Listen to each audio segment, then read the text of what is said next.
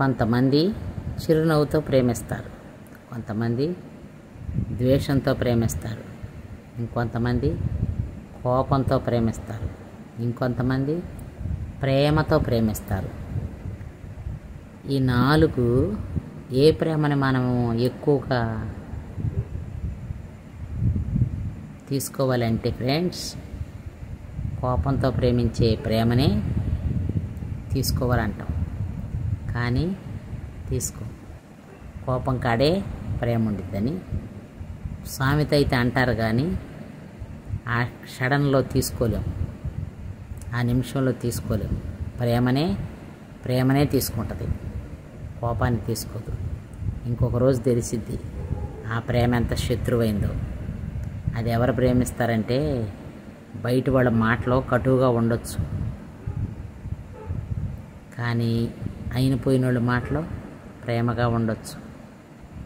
కానీ కొంతమంది అయినపోయిన వాళ్ళే ప్రేమ ఉన్నట్టు నటిస్తారు, కానీ ప్రేమించరు. నిజమా కదా? నిజమన్న వాళ్ళు లైక్ చేయండి, షేర్ చేయండి, సబ్స్క్రైబ్ చేయండి. నా వీడియో మొదటగా చూస్తున్నట్లయితే. కానీ కొంతమంది ద్వేషాన్ని తీసుకుంటారు. నేను తప్పు చేశాను, అందుకే నన్ను గద్దించారు అని కొంతమంది అనుకుంటారు.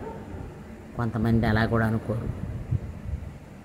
నేనేం తప్పు చేశానని నన్ను ఎందుకు అనాలా, నన్ను దేనికి అనాలే, నన్ను చీచే అన్నారు అని అనుకుంటారు. అది ఏ సందర్భంలో అన్నారా, ఎలా అన్నారా అవన్నీ పట్టించుకోరు. ఒకళ్ళ ఆవేశం వచ్చిద్ది ఒక్కొక్కళ్ళకి. వాళ్ళ మీద కోపం నీ మీద తీయొచ్చు. నువ్వు మన మనిషివనే కదా ఆ కోపం తీసుకుంది, నీ మీద తీసింది. ఓర్చుకున్నావా? ఓర్చుకోలేక అది ఒక తప్పుగా పుట్టుకొని ఎప్పుడెప్పుడో పునాదులు పెళకించినట్టు పెళికేస్తూ ఉంటారు. అవన్నీ అనవసరపు మాటలు. నాశనానికి ముందు గర్రం నడిచిద్దంట. నాశనం ఏమైనా జరగబోతుంటే అట్ట గర్రాలు పెరుగుతాయి అంట. గుర్తుపెట్టుకోండి ఫ్రెండ్స్, మీరు కూడా. నాశనం రాబోతుందనుకో ఒక 2-3 నెలలకి, ఇప్పుడు నుంచి మనలో అహంకారం వచ్చేస్తూ ఉండిద్దంట. వాళ్ళంటే ఎంత, వీళ్ళంటే ఎంత అని. ఆ నాశనం వచ్చిందా మనకి, అది తెలుసుకొని మెసులుకున్నామా ధన్యులు. తెలుసుకోకుండా మెసులుకోలేదనుకో 10 ఏళ్ళు కాదు 20 ఏళ్ళు అయినా కానీ ఆ నాశనం వదిలిపోదంట. శని అది. ఆ టయాన్ని గడియని తప్పించాలి. తప్పిలేదనుకో, పుట్టుకుందనుకో 10 ఏళ్ళు చెప్పలేము, 20 ఏళ్ళు చెప్పలేము. ఆ శని వదిలిపోవాలంటే. అందుకే కొంతమంది అంటారు, నమ్మి ఆచితూచి చెయ్యండి అని. ఏదైనా పెద్దోళ్ళ మాట సద్దన్నం మూట అన్నారు. ఎంతమంది దాన్ని వినగలుగుతున్నారు? ఆ సద్దన్నం మూటని తీసి పారేస్తున్నారు ఇవాళ రేపు. సద్దన్నం తింటే ఎంత బలమో తెలుసా మీకు? నేను తిన్నాను, ప్రాక్టికల్గా తిని మీకు చెప్తున్నా. మా అమ్మ మేము చిన్నప్పుడు ఫ్రెండ్స్, ఇప్పుడు కూడా మేమేం గొప్పవాళ్ళమని నేను అంటలేదు. ఇప్పుడు కూడా మేము బాగా ధనికులమని నేను అన్నాం. ఇప్పుడు కూడా మేము ఉండేవాళ్ళమని చెప్పను. మేము ఒకప్పుడు 8 రూపాయలు కూలేప్పుడు పొలం పనికి వెళ్తే నేను, మా అన్నయ్య, మా తమ్ముడు, మా అమ్మ, మా వదిన కూడా వచ్చేది మాతో పనికి. వస్తే మా వదిన బాల్యంత ఇంటికాడ ఉండేది, మేము వెళ్ళేవాళ్ళమే. వచ్చిద్దిలే కానీ బాల్యంతప్పుడు ఇంటికాడ ఉండిద్ది. మా వదిన అన్నం కూరలు వండి మాకు క్యారేజీలు కట్టిద్ది, వేడి అన్నం క్యారేజీ కట్టిద్ది. పొద్దున్నే పోంగనే తింటాం. పొలాలకు వెళ్ళినప్పుడు మేము సిగ్గుపడలేదు మేము అట్ట తిన్నామని. ఇప్పుడు కూడా చెప్తాను గర్వంగా. మా నాన్న మా అన్నయ్యలు కట్టుకునే లుంగీలో అన్నం ఎంత మిగిలిన సద్దన్నం గుడ్లో కట్టి మూట కట్టి సద్దన్నం. ఇంకో క్యారేజ్ అయితే ఎందుకులేని, క్యారేజీలు ఉంటాయి ఇంట్లో, ఎందుకులే ఇదైతే కాలువలు వేసి పులుముకోవచ్చు అని మా అమ్మ. ఇంకొంత వేడన్నం వేపించుకున్న దాంట్లో ఎంత సద్దన్నం ఉంటే అంత.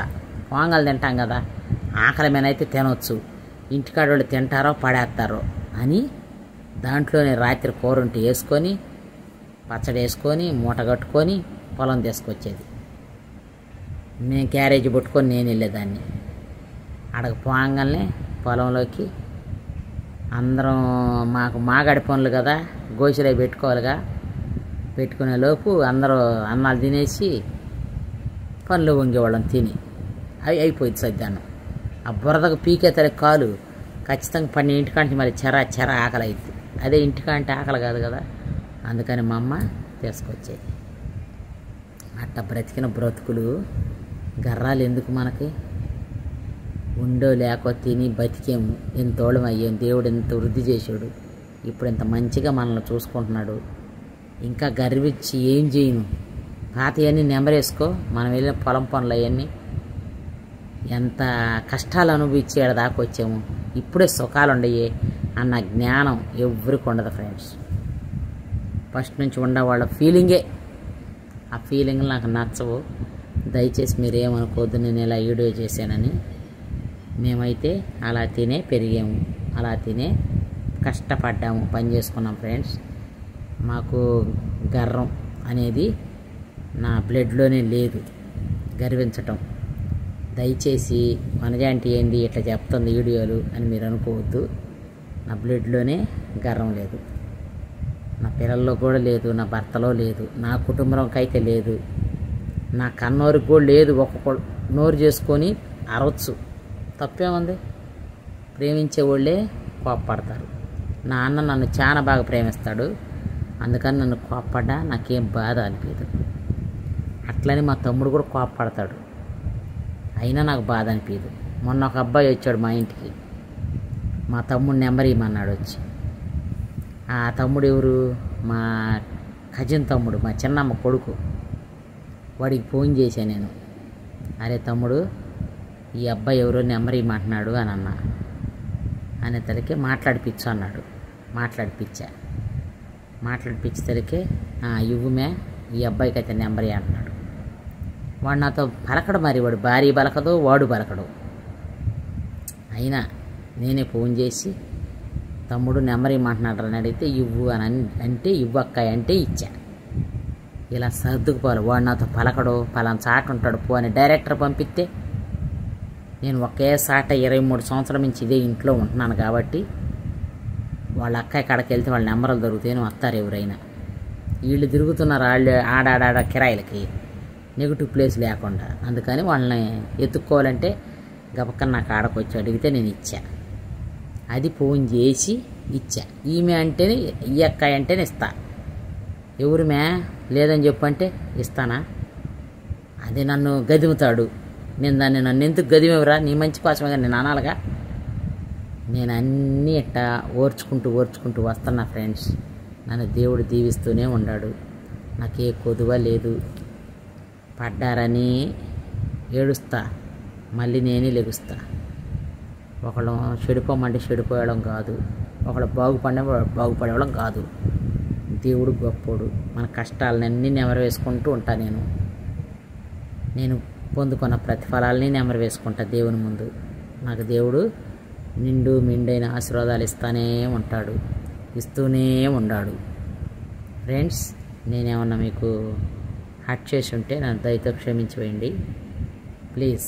సారీ, దయతో నేనేమన్నా హర్ట్ చేసి ఉంటే నన్ను క్షమించండి. అలాగే నా వీడియో కానీ నచ్చినట్టుగైతే లైక్ చేసుకోండి, షేర్ చేసుకోండి. మీ కుటుంబాల్లో కూడా ఇట్లాంటి బాధలు వస్తే దిగులే పడద్దు. ఏ బాధ ఉండదు. తమ్ముళ్ళు అన్నలు ఎవరైనా సరే ప్రేమిస్తూనే ఉంటారు. మధ్యలో వస్తారు చూసావా మన అని, వాళ్ళ వల్లే మనం ఖరాబ్ అయిపోతాం. ఇదైతే షూరు. కానీ కొన్ని రోజులు మాత్రమే అన్నీ సర్దుకుపోతాయి. దేవుడు అనేవాడు గొప్పోడు, మనల్ని ఎప్పుడు మంచిగానే చూస్తాడు. ఓకేనా? Bye friends. ఒకవేళ నేను ఇది చాలా లాంగ్ వీడియో అయిపోయింది. ఒకవేళ నేను 2 భాగాలుగా వీడియో చేస్తే మళ్ళీ చూడండి. దీనికి లింక్ కూడా ఉండిద్ది, చూడండి ఫ్రెండ్స్. ఓకేనా? ఇది ఎట్లా ఉండిద్దంటే, కత్తిని మనం ఎంత ప్రేమించుకొని కత్తిని ఎంత బాగా మనం ప్రేమించి పుట్టుకున్నా దానికి నరకటమే తెలుసు. కానీ బంధువులు ఉండరు చూసావా, వాళ్ళకి ఎప్పుడు మనల్ని ఇబ్బంది పెడతామే తెలుసు. అలాంటి స్టోరీ ఇది. మీరు నచ్చినట్టుగా అయితే లైక్ చేయండి, షేర్ చేయండి, సబ్స్క్రైబ్ చేసుకోండి. మీ కుటుంబాలలో కూడా ఇలా జరిగితే సర్దుకుపోయి హ్యాపీగా మనం ఉండండి. ఓకేనా? బాయ్.